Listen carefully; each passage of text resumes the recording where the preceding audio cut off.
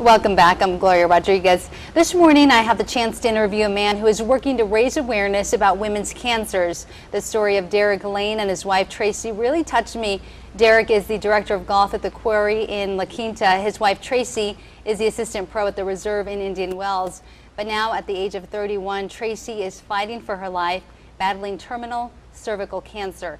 Derek and Tracy are now starting a foundation to help other women, and Derek is joining us this morning. Derek, tell me, how is she doing? You know, she struggles. It's a day-to-day thing. We're trying desperately to control the pain. Since we have left the hospitals and went into hospice, the pain has been better controlled, but there are still times where it's really tough to watch. Now, I want to hear a little bit about her story. So, how was she diagnosed with cervical cancer? Well, we just got back from a golf trip and we went to our favorite place, which is in a place in Oregon called Bandon Dunes.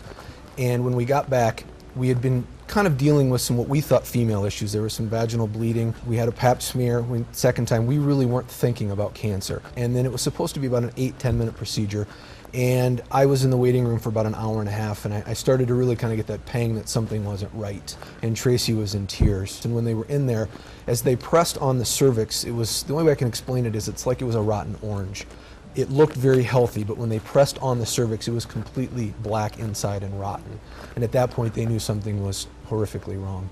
So you pretty much went from her being perfectly healthy to all of a sudden this very grim diagnosis. In the matter of less than, basically in my life, in less than 10 minutes. And they did another PET scan and found cancer not only in the same area, but they also found it additionally in 3 other spots, including the liver and a lymph node near the neck. When you were told that your wife, who is in her early 30s, was terminal, what was that like for you as her husband? Well, I mean, there are no words. She's not only my wife, you know, you hear such the cliche, she's my best friend, but, you know, we don't have children and we do everything together. You know, I really don't focus on the terminality at all. I really don't. I focus on today, and it was truly her idea to reach out to help people and make sure that they understood she didn't get chronic checkups and she didn't get checked as often as she should have. And there was a lot of guilt with that. But her side of this completely 100% is, as she even told me this morning before I came in, please tell people to go get themselves checked out, and make sure that their checkups are regular. The one great thing about my wife is that I've never met anybody who didn't fall in love with her.